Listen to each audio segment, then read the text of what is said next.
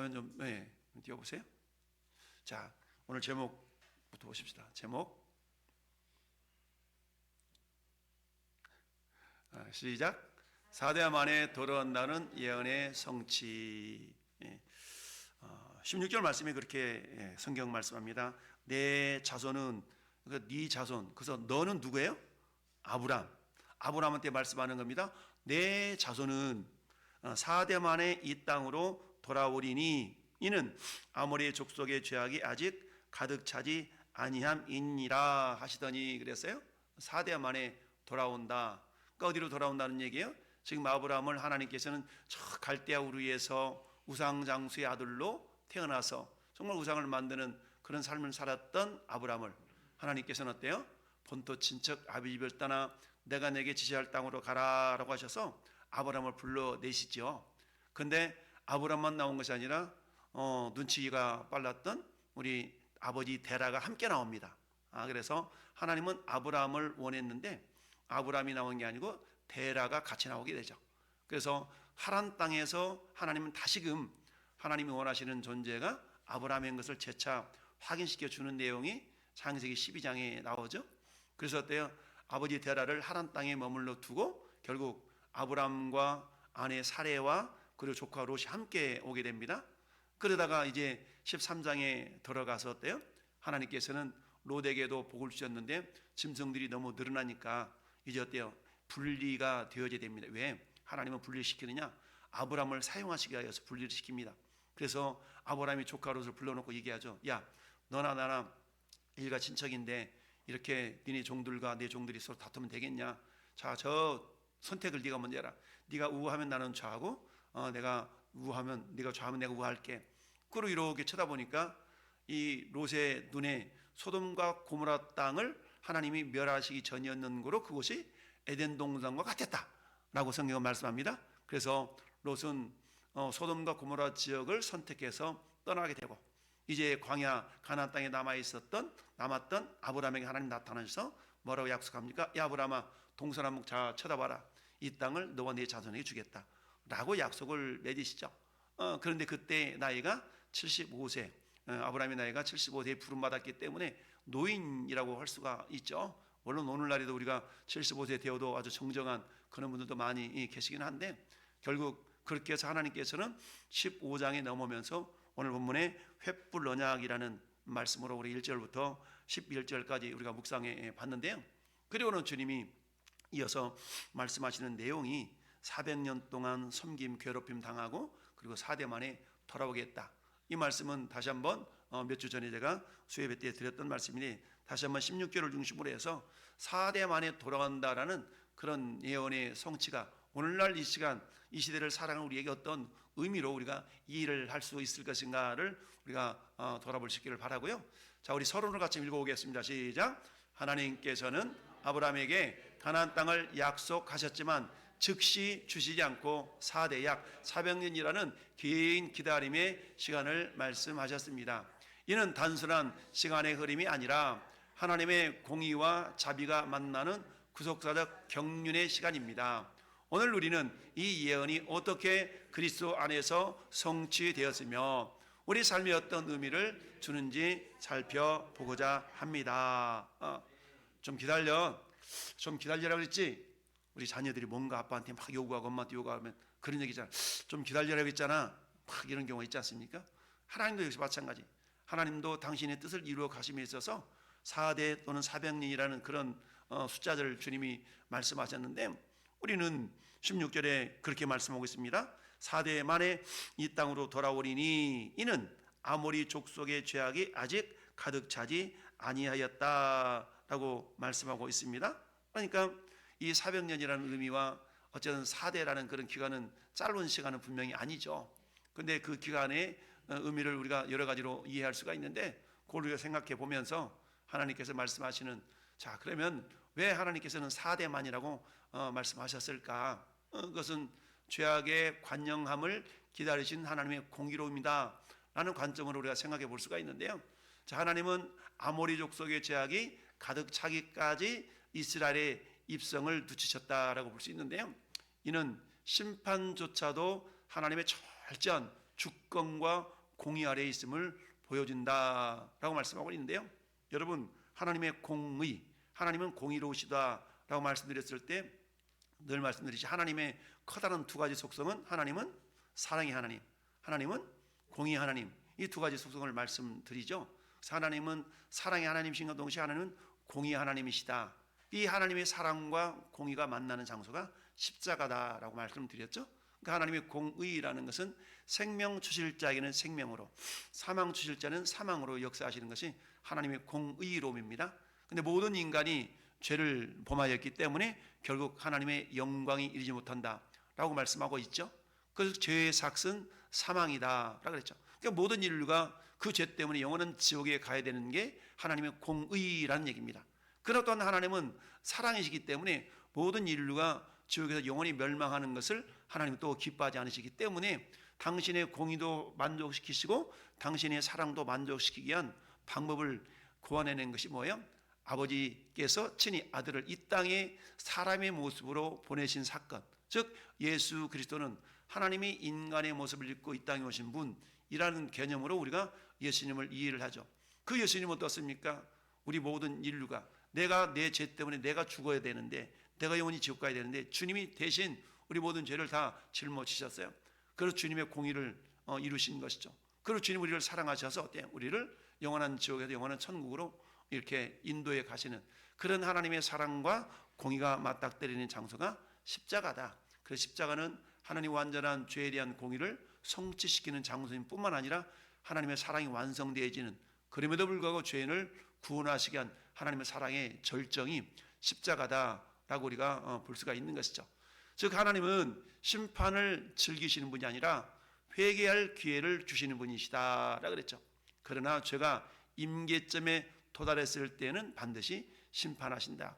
우리가 초등학교 때, 초등학교 중학교 때 생물 시간에 이슬점이라는 이슬점. 여러분 이슬점이라는 건 뭡니까? 이슬이 맺히는 이런 상대 습도. 이 상대 습도가 100%가 될 때 그때 이슬이 내리죠. 그러니까 비는 상대 습도가 100%가 되면 그러니까 비가 내리는 거죠. 그래서 이걸 뭐라고 합니까? 이슬점. 그러니까 임계치가 상대 습도가 97%, 98% 될 때까지는 하늘이 깜깜하고 그래도 비가 안 내려요. 근데 상대 습도가 100%가 된다는 얘기는 이미 이슬점에 도달해서 비가 내린다는 얘기죠. 이건 마치 뭐가 똑같습니까? 일반적인 기압하에서 물이 100도씨가 되면 끓는 것과 같은 이치죠. 97도가 돼도 98도가 돼도 끓지 않지만 일반적인 대기압하에서는 어때요? 물이 끓게 되죠. 그런데 고산지대로 가면 일반적인 기압하에서도 물이 끓지 않고 그런 또 모습들이 발생이 되는데, 어찌하든 그래서 우리가 저 회개할 기회를 주시는 그런 하나님이신데 죄가 임계점에 도달했을 때는 반드시 심판하시는 하나님이시다라는 얘기입니다. 자, 예수 그리스도 십자가는 인류의 죄악이 가득 찼을 때에 그 모든 진노를 대신 담당하신 공의의 정점이다. 좀 전에 말씀드린 것처럼 그렇게 우리가 이해할 수가 있는데요. 하나님은 우리를 위해서 아들을 내어 주시기까지 참고 또 참고 기다리셨죠. 왜 하나님께서 이렇게 참으실 수밖에 없었는가? 이 모습을 베드로 사도는 이렇게 고백합니다. 9절 읽어볼까요? 시작. 죄의 약속은 어떤 이에 더디다고 생각하는 것 같이 더딘 것이 아니라 오직 주께서는 너희를 대하여 어떻게 오래 참으사 아무도 멸망하지 아니하고 다 회개하게 이르시기를 원하시느니라. 아멘. 그러니까 하나님은 모든 사람이 구원받기를 원하세요. 그 누구도 멸망당하는 것이 하나님의 뜻이 아니죠. 여러분 만약에 여러분 예수님 믿기 이전의 상황을 한번 생각해 보세요. 물론 모태신앙 쪽부터 예수님을 믿은 건 아니지만 그 모태신앙 때문에 내 신앙이 쭉 유지되어 온 우리 이제 그런 신앙의 사람도 있지만, 그렇지 않고 나중에 예수님을 믿은 뭐 저 같은, 저는 20살 예수님을 믿었으니까 이런 삶을 보면, 만약에 제가 우리 하나님께서 20살까지 기다려주지 아니하시고 제가 그 전에 지었던 모든 죄들을 다 심판했다 그러면 저는 어디요? 그냥 죽어서 지옥 가는 인생 되었겠죠. 근데 하나님은 어때요? 제가 예수님을 믿기까지 20년 동안 기다려 주신 것이잖아요. 우리 홍승락 안수 집사님은 몇 살에 예수 믿었어요? 야, 53세. 하나님은 대단하신 분이요. 53년을 기다려 주신 거잖아. 53년을 기다려 주셨어. 야, 53년을. 참, 이처럼 하나님 어때요? 53년 이전에 너 맨날 그렇게 살 거야? 라고 만약에 심판했더라면 우린 만날 수 없어요. 근데 하나님이 기다리시고 저 같은 경우는 20년만 기다리셨고 홍지사님 같은 경우는 53년을 기다리셨어요. 이처럼 사람마다 다 차이 났지만 어때요? 어쨌든 하나님께 참아주신 까닭은 아무도 멸망하지 않고 다 회개하기에 이르기를 원하시는 자, 회개하고 돌아가기를 원하신다는 얘기입니다. 그러니까 하나님은 한 영혼을 그렇게 귀하게 여겨주시는 겁니다. 그러면 어때요? 우리도 한 영혼을 귀하게 여길 수 있어야 되겠죠. 한 영혼을 귀하게 여길 수 있어야 돼. 그럼 어때요? 내가 가끔 말씀드리는 것처럼 나의 적을 많이 만들면 안 됩니다. 많이? 예, 많이. 근데 한 사람의 적도 우리에게는 많은 겁니다. 우리 예수 믿는 사람들한테는 한 사람의 적도 많은 거예요. 할렐루야. 그래서 한 사람 적도 많다라는 뭡니까? 그 한 사람으로 인하여서 하나님의 책망이 나한테 돌아올 수 있는 겁니다. 그러니까 저희 여러분 어때요? 우리 주님이 우리 모든 인류의 죄짐을 다 짊어지시고 그야말로 십자가에서 우리 죄를 다 담당하신 것 때문에 내가 용서받은 거 아니겠어요? 할렐루야. 예. 이건 어때요? 죄라는 거는요, 내 힘으로 도저히 해결할 수 없는 거거든요. 인간이 절대적으로 해결할 수 없는 두 가지 문제가 있는데 그 두 가지 문제는 죄 문제와 죽음의 문제입니다. 그러니까 인간은 절대적으로 돈으로도 못 가요 하나님 나라, 힘으로도 못 가요 하나님 나라, 벼슬로도 못 가요 하나님 나라. 이건 스스로가 죄 문제를 해결할 수 없다는 얘기거든요. 그러니까 이 죄 문제를 해결할 수 있는 것은 오직 뭐야? 죄가 없으신 분이 죄 있는 모습으로 오셔서 그 죄 문제를 담당하시면 해결하시는 방법밖에 없었기 때문에 예수님이 이 땅에 죄 없는 우리 하나님이 죄 있는 인간의 모습을 입고 이 땅에 오신 거잖아요. 그 은혜로 우리는 어때요? 우리가 은혜로 구원을 받은 거잖아요. 내가 뭔가를 잘해서 구원받은 것이 아니라 너희가 그 은혜를 인하여 믿음으로 말미암아 구원받았다. 너희가 구원받았는데 이것이 행위에서 난 게 아니야. 행위에서 난 게 아니야. 이게 하나님의 은혜예요. 그러니까 뭐예요? 자랑하지 말고 하나님께 감사하라는 거 아니겠습니까? 할렐루야. 뿐만 아니라 레위기서 18장 24절 25절도 보니까 뭐라고 합니까? 너희는 이 모든 일로 스스로 더럽히지 말라. 내가 너희 앞에서 쫓아내는 이 족속들이 이 모든 일로 말미암아 더러워졌고 그 땅도 더러워졌으므로 내가 그 악으로 말미암아 벌하고 그 땅도 스스로 그 주인을 토하여 내느니라. 그러니까 하나님께서 그 땅을 벌하고 심판하는 이유가 뭐예요? 그 죄 때문에 그렇다는 얘기예요. 죄가 가득 찼기 때문에. 여러분, 우리 잘 아는 소돔과 고모라 땅이 왜 멸망을 합니까? 하나님이 기다리셨어. 혹이라도 아브라함의 조카 롯이 들어가서 그 땅을 좀 변화시켜 볼래나? 아마 이런 우리 하나님의 바람도 있었을 거예요. 그런데 조카 롯이 들어가서 소돔 고모라 땅을 변화시키는커녕 어때요? 오히려 거기에 물들어 버리고 말죠. 우리가 그렇지 않습니까? 야, 내가 어디 가가지고 내가 저 믿지 않는 그런 친구들 툭바우지 속에 가가지고 내가 전도하리라. 이렇게 들어가는데 내가 오히려 그들과 동화되어져 버리는 경우가 많이 있죠. 막 그런 거 아니겠습니까? 아, 나는 저 사창가 가가지고 나 그 사람들 나 전도할래. 막 들락들락거려. 그러다가 믿음으로 막 전도도 하겠지만 오히려 그것 때문에 더 위험에 처하는 경우가 있을 수가 있는 것이죠. 그런 것처럼 우리 하나님께서는 어떻습니까? 그 누구도 멸망당한 걸 원치 않으셔요. 그래서 어떻다고요? 다 회개하기에 이르기를 원하시는 것이 하나님. 만약에 제가 20살에 예수를 믿었는데 우리 하나님의 기다리심이 나는 19년 동안만 기다릴 거야? 이랬다면 저는 예수 못 믿었을 거예요. 근데 우리 하나님은 어때요? 1년을 더 기다려주셔서 제가 회개하고 예수를 믿도록 했던 것이죠. 우리 홍성은 안수 집사님이 우리 하나님께서 52년만 기다렸더라면 어떻게 뻔했어요? 1년을 더 기다려줬기 때문에 하나님의 자녀가 된 거 아니겠습니까? 이걸 하나님의 은혜라고 그래요. 왜? 하나님은 그래 나도 너 저기 한 목사한테 내가 20년 기다려온 것처럼 너도 20년만 기다려줄 거야. 이렇게 일괄적으로 그렇게 잣대를 했더라 그러면 구원받을 사람이 없을 수 있는 사람이 많죠. 근데 하나님은 어때요? 나를 너무너무 잘하셔. 그러니까 저는 20년만 기다려도 저놈은 예수 믿을 놈. 근데 홍 지사님은 20년 가지고 안 됐어. 그러니까 53년씩이나 기다려주신 거예요. 할렐루야. 그러니까 하나님 더 하나님께 충성하고 더 감사해야 돼요. 할렐루야. 그거 반면에 어때요? 우리 하민이나 우리 저 한상균 선생이나 이런 사람들 어때요? 엄마 뱃속에서부터 예수 믿고 나왔으니까 이거 굉장한 은혜이죠. 할렐루야. 굉장한 은혜요. 그러니 더 충성하고 더 감사해야 돼. 엄마 뱃속에서부터 그냥 막 배 싣고 다니면서 싣고 다니면 엄마가 찬송 소리 듣고 성경 읽고 막 이랬으니까 얼마나 감사합니까? 참 그러면서 어때요? 예수님이 마태복음 23장 32절에 서기관과 바리새인들을 향해서 말씀하시는 거예요. 화이실진저 너희 서기관과 바리새인들이야. 막 그러면서 너희가 너희 조상들의 분량을 채우라. 왜? 이 서기관 바리새인들 그 조상들은 예수 그리스도를 어때요? 예수 그리스도를 메시아로 인정하지 않았잖아요. 인정하지 않았어. 그러다 보니까 어때요? 그들이 예수님을 십자가에 못 박아 죽이는 그런 죄를 이렇게 행하게 되지 않습니까? 그 말이거든. 너희가 너희 조상의 분량을 채우라. 지금 예수님과 분쟁을 하고 있는 그 서기관 바리새인들은 어때요? 예수님을 메시아로 그리스도로 인정하지 않고 있거든요. 그 조상들도 그랬던 것처럼 그들도 지금 그러고 있는 겁니다. 그러니까 너희가 너희 조상의 분량을 채우라. 그들이 불신의 어떤 그런 모습들을 채워보라. 뭐하게? 주님의 심판의 때가 임하도록 해보라는 얘기죠. 결국 그들의 불신앙 때문에 예수님이 십자가에 못 박혀 돌아가셨고, 할렐루야, 그 일로 심판을 받게 된 거 아니겠습니까? 자, 광야의 훈련학교를 통한 거룩한 백성의 준비. 자, 우리가 그러지 않습니까? 쇳불도 당기 뺀다 이런 말도 있지만, 우물 가가지고 숭늉 찾으면 돼요, 안 돼요? 안 되죠. 우물 가가지고 물 길어다가 밥에다가 가마솥에다가 밥 둑둑 그릇어서 누룽지에다 물을 부어서 끓여야만이 누룽지가 나오는 거, 숭늉이 나오는데, 저 우물가 가가지고 숭늉 어딨어? 물 길어다가 부엌에 가가지고 솥에다 부어서 끓여야 숭늉이 나오지. 시간이 필요하다는 얘기입니다. 4대라는 기간 동안 이스라엘은 애굽에서 종살이 하면서 고난을 겪었고, 광야를 지나면서 오직 하나님만을 의지하는 법을 배우게 되죠. 그래서 약속의 땅이라는 것은 한번 고백합시다. 자격이 아닌 은혜와 준비된 자에게 주어집니다. 그렇죠? 약속의 땅은 자격, 너는 자격이 있어, 너는 자격 없어. 그렇게 본다 그러면 그 자격의 근거가 사람에게 되잖아요. 근데 사람에게 그 자격이 때문에 가나안 땅을 우리가 들어간 것이 아니라, 저 영원한 천국을 들어가는 것이 아니라 결국 하나님의 은혜로 우리가 들어가게 된 것입니다. 할렐루야. 그러니까 내가 하나님의 자녀가 되어졌고, 내가 구원받아서 정말 목사로, 안수집사로, 장로로, 집사로 이런 직분까지 받아서 주님께 헌신하고 주님의 은혜를 받을 수 있는 이 모든 것들은 내가 잘났기 때문에 그런 게 아니라는 거죠.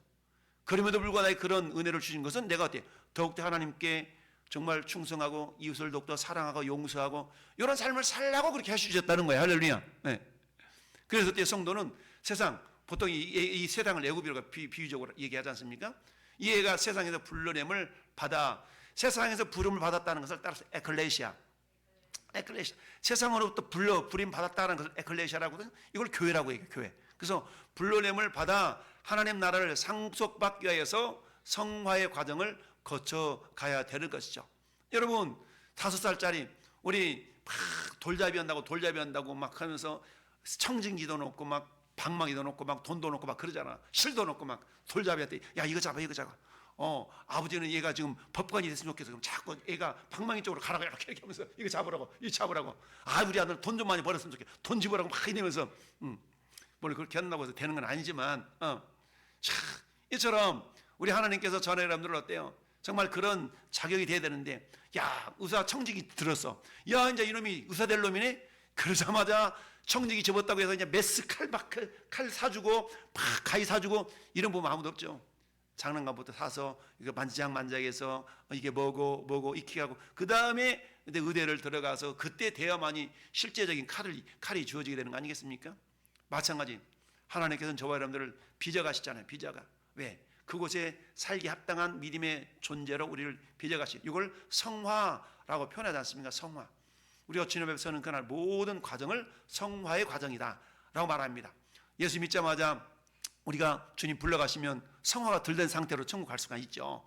그러나 신분적으로는 여전히 하나님의 자녀이기 때문에 우리가 천국에 갈 수 있지만, 그러나 어떻습니까? 이 땅에서 천국을 누리지 못하고 곧바로 천국 갈 수도 있겠죠. 그러나 하나님께서는 어때요? 하나님 자녀의 합당한 삶을 살도록 준비 훈련하는 과정이 광야의 삶이다 라고 말씀할 수 있는 겁니다. 그래서 이 4대라는 기간은 그런 의미가 포함되어 있다고 볼 수가 있는데요. 자, 이스라엘의 광야를 거쳐서 가나안 땅에 들어갔듯이 우리 역시 어때요? 참된 여호수아. 여러분, 여호수아, 예수 그 원어적인 뜻이 똑같아요. 모세를 이어서 지도자 된 사람이 여호수아죠. 그러니까 여호수아라는 그 단어는 예수아라는 단에서 왔거든요. 근데 여호수아, 예수아, 그리고 그 단에서 예수라는 단어가 온 겁니다. 같은 개념이에요. 그러니까 여호수아, 참된 여호수아이신 예수 그리스도를 머리로 삼아서 영적인 광야를 우리가 통과하고 있는 겁니다. 그래서 우리 그리스도는 우리를 죄의 종 노릇한 데서 해방시켜서 하나님 나라의 시민으로 우리를 뭐하는 거예요? 빚어가는 겁니다. 빚어가는 것이죠. 그래서 이스라엘이 애굽의 종살이와 광야의 결핍을 겪었던 이유는 왜 그러냐? 가나안이라고 하는 풍요 속에서도 어때요? 하나님을 잊지 않을 영적 근육을 키우기 위함입니다. 여러분, 우리 속담에 개구리 무슨 시절 모른다고요? 올챙이 시절 모른다, 이런 속담이 있죠. 개구리 올챙이 시절을 몰라. 그 왜 그래요? 잊어버린다는 얘기죠. 근데 우리 하나님 어때요? 광야의 훈련 기간을 통해서 가나안 땅에 들어갔을 때 하나님은 이러이런 상황에서도 우리를 버리지 않고 우리를 지켜주셨지. 그러니까 아무리 내가 부여하고 그런다 할지라도 그 하나님의 은혜를 잊어버리면 안 돼 라는 영적인 근육을 키우기 위한 그런 과정이었다는 얘기입니다. 할렐루야. 네. 그래서 우리가 나이가 들면 들수록 근육 강화 운동을 좀 하라고 하는 그런 이유들이 있죠. 그래서 나이가 들면 1년에 1%씩 근육이 빠진다는 소리도 있어요. 그러니까 근육이 빠지지 않도록 근육 운동도 하라고 그러는데, 어찌하든 그래서 우리의 삶의 고난이라는 것은 우리를 그야말로 침몰시키는 것이 아니라 그리스도라는 견관배를 붙잡게 하려는 하나님의 훈련의 과정이다라는 우리가 잊지 말아야 됩니다. 여러분, 신명기서 8장 2절에 모세가 이스라엘 백성들에게 그렇게 말씀했어요. 같이 읽어볼까요? 시작.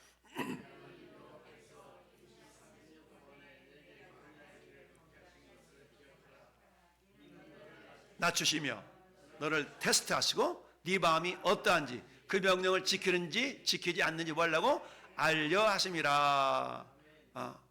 우리 어린아이한테 가끔 얘기하잖아요. 자, 사탕 하나만 줘봐. 이러면 사탕 봉지채 들고 있는 아이가 사탕을 안에서 꺼내주는 아이가 있고 뒤로 숨기는 아이가 있어. 하나만 줘봐 했는데 이렇게 주는 아이가 있고 뒤로 숨기는 아이가 있다는 얘기죠.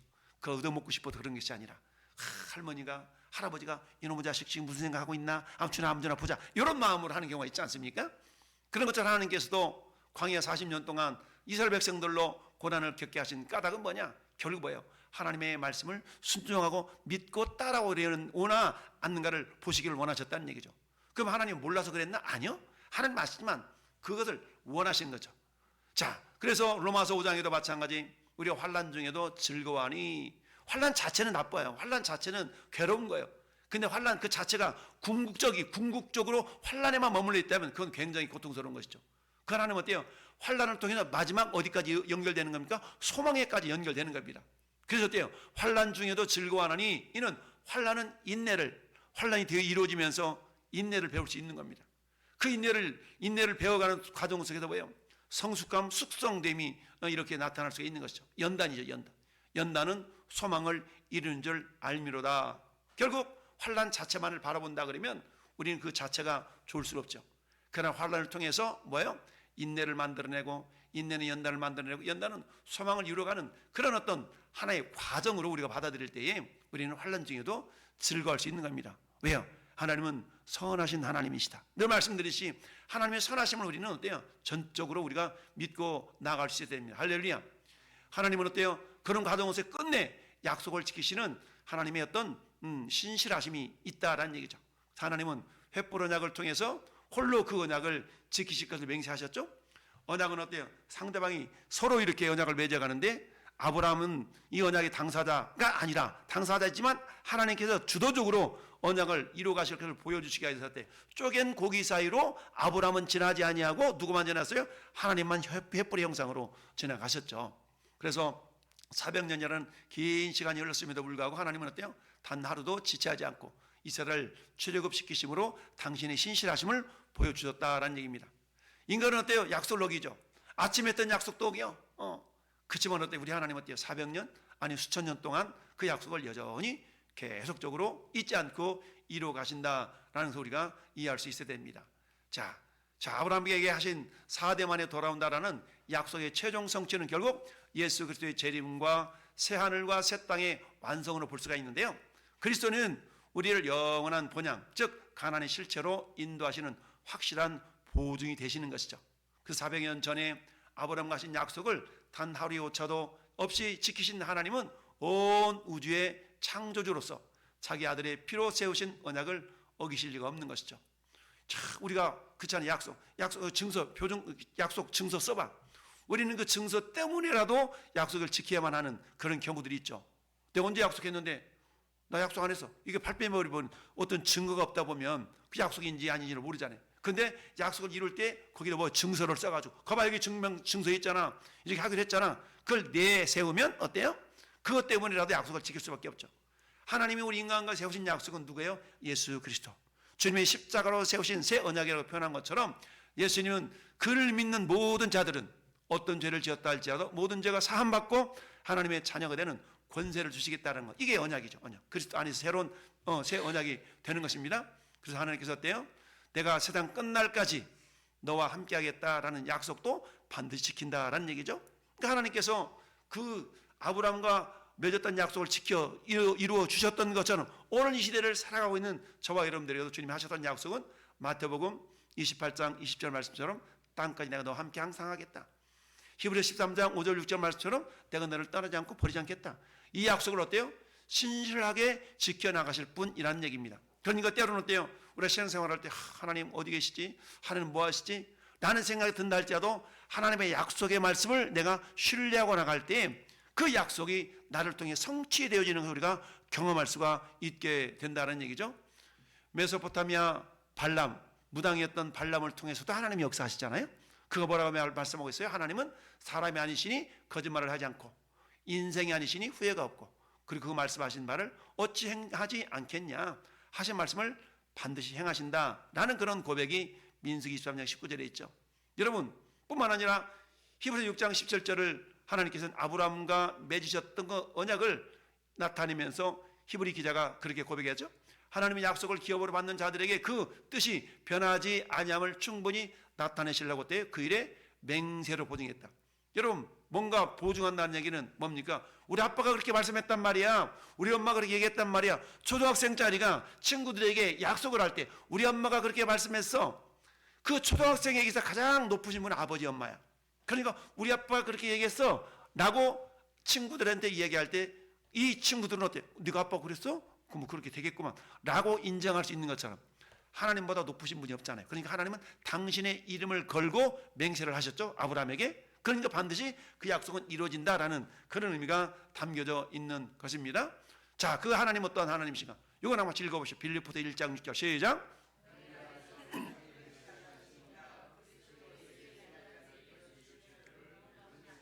아멘. 너희 안에서 착한 일을 시작하신 이가 그리스도 예수의 날까지 이루실 줄 우리는 확신하노라. 그래서 예수의 날은 언제? 주님이 재림하실 때까지. 우리가 살아있다면 그때까지 우리를 통해서 하는 약속을 이루어 가신다는 얘기죠. 그러나 그 오시기 전에 우리가 죽으면 우리 영혼은 천국에 들어가니까 우리 하나님은 우리 안에서 지금도 일하고 계신다. 때로는 믿음이 부족할 때마다 성령을 통해서 말씀을 통해 우리에게 그 믿음을 불러일으켜 주신 주님이 그렇다는 얘기죠. 근데 왜 굳이 이 광야 기간을 굳이 왜 사대라고 그랬을까? 사대. 왜 굳이 사대라고 그랬을까? 여러 가지 의미가 있는데 몇 가지를 살펴보면요. 완전한 정화의 시간이라고 볼 수 있는 거예요. 이 사라는 숫자는 보통 성경에서 종종 고난과 시련 그리고 지상의 전체 동서남북 이런 것을 상징을 합니다. 그래서 이스라엘이 애굽의 우상 숭배와 세속적인 가치관을 완전히 벗어내버리고 하나님의 군대로 거듭나기에 필요한 충분한 시간을 보통 사대라고 우리가 표현하고 이해할 수가 있다라는 얘기인데요. 그렇게 이해한다는 얘기죠. 또한 어떤 의미냐? 죄 심판의 기준이 아모리 족속의 죄가 쌓이는 속도와 이스라엘이 준비되는 속도를 맞추기 위한 것이다 라고 또한 볼 수가 있는 겁니다. 여러분 우리 그러잖아요. 어릴 때 우리 어머니들이 옷을 사주는데 옷을 사줄 때 사이즈에 맞게 사줘요? 대부분 크게 사줘요? 크게 사요. 저도 기억에 좀 맞게 사주면 좋겠는데 보면은 막 요따만큼 막 접어가지고 막 접어 꿰매가지고 그런 바지를 사줘. 근데 희한하게 한 1년 지나면 그게 맞아. 그러니까 우리 부모님들은 어떻습니까? 이 아이가 지금 이런 옷의 사이즈를 입어도 1년쯤 지나면 여기 맞을 거라는 걸 내려다보고 아이의 자라는 수준과 이 옷의 길을 이미 이렇게 딱 맞춰가지고 옷을 사주시잖아요. 그래서 그런 것처럼 하나님도 역시 마찬가지. 아모리 족속의 죄가 쌓이는 속도와 이스라엘이 준비하는 속도를 하나님께서 맞추시기 위해서 사대라는 그런 개념을 이렇게 말씀하셨다고 볼 수가 있어요. 그래서 하나님은 한 민족을 세우기 위해서 다른 민족을 명분 없이 치지 않으신다. 아모리 족속에게도 400년이라는 어떤 기간 회개의 기회를 주셨던 거죠.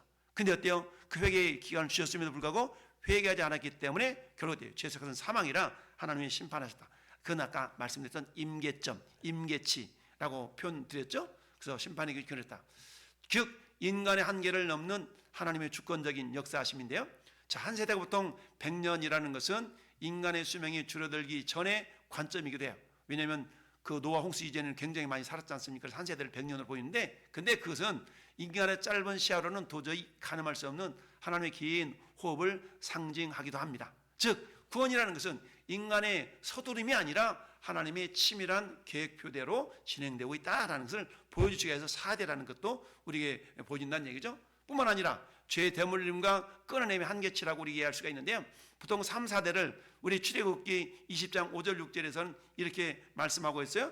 한번 읽어볼까? 시작. 너를 위하여 새긴 우상을 만들지 말고, 또 위로 하늘에 있는 것이나 아래로 땅에 있는 것이나 땅 아래 물속에 있는 것의 어떤 형상도 만들지 말며 그것들에게 절하지 말며 그것들을 섬기지 말라. 나 네 하나님 여호와는 질투하는 하나님이요 나를 미워하는 자의 죄를 갚되 언제까지?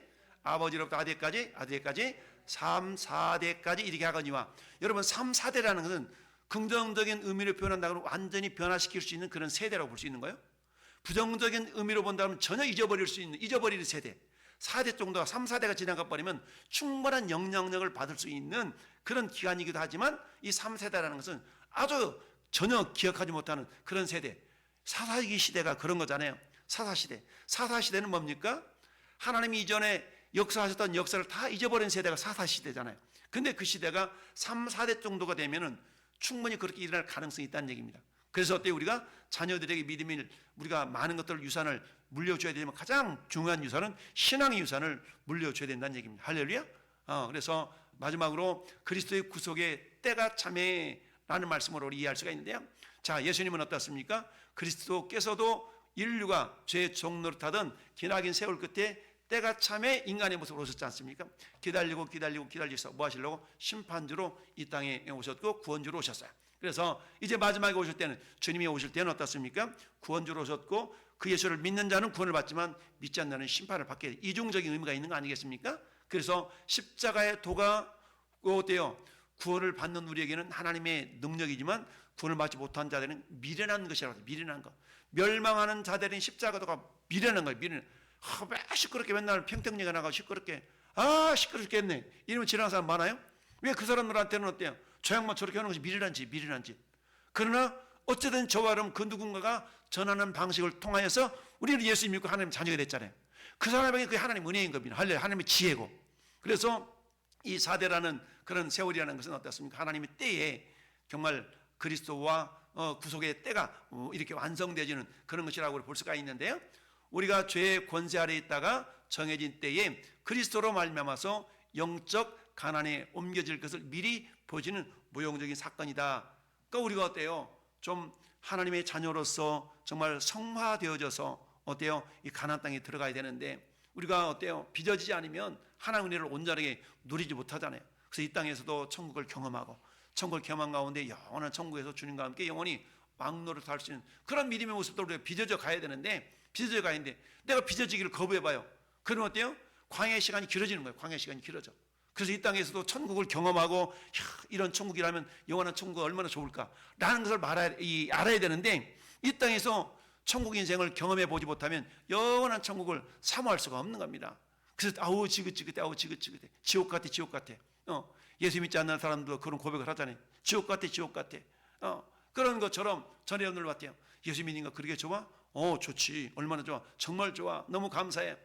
이번에 제가 저 거제도를 2박 3일 동안 갔다 왔는데요, 그 교회 성도들이 얼마나 잘 섬기든지, 정말 휴가 내가지고 우리 여전도에 모임 때 우리 집사님도 휴가 내고 섬겼잖아요. 그런 거 똑같은 거. 2박 3일 동안 휴가 내가지고 다 집사님들, 아주 집사님들, 장로님들이 휴가 내가지고 다 사모님들도 가신 분들은 따로 이렇게 분리시켜가지고 다 거제도 유랑시켜주고 이런 막 헌신과 충성을 하는 겁니다. 그게 참 주님은 심은 대로 거두게 하시지 않습니까? 결코 주님께는 공짜가 없거든요. 그렇게 다 섬기는 모습 보면서 천국의 모습이 저런 모습이겠다라는 생각을 해봤습니다.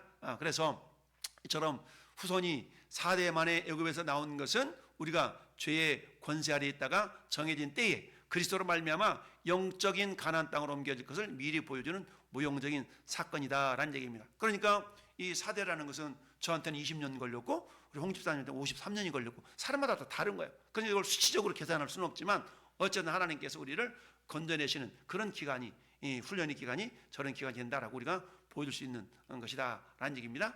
자, 그 다음에 오늘 결론을 같이 읽어봅시다. 기다림은 낭비가 아닌 은혜의 통로다라는 얘기입니다. 그 사대라는 기다림은 이스라엘에게서는 고통이 있을지 모르나 하나님께서는 어때요? 구원의 계획을 완성해 가시는 치밀한 시간이었다라는 얘기죠. 자, 우리 삶이 지치되는 응답도 마찬가지입니다. 우리가 막 기도했는데 응답이 안 돼. 하나님 이러게 왜 응답 안 해주세요? 응답 안 해주세요. 이런 것도 마찬가지. 하나님 무관심하신 것이 아니라 우리를 정금같이 빚으시고 하나님의 때를 맞추시는 은혜임을 믿어야 된다. 그 하나님 때를 우리가 보통 카이로스의 시간이라고 표현한다 그랬죠.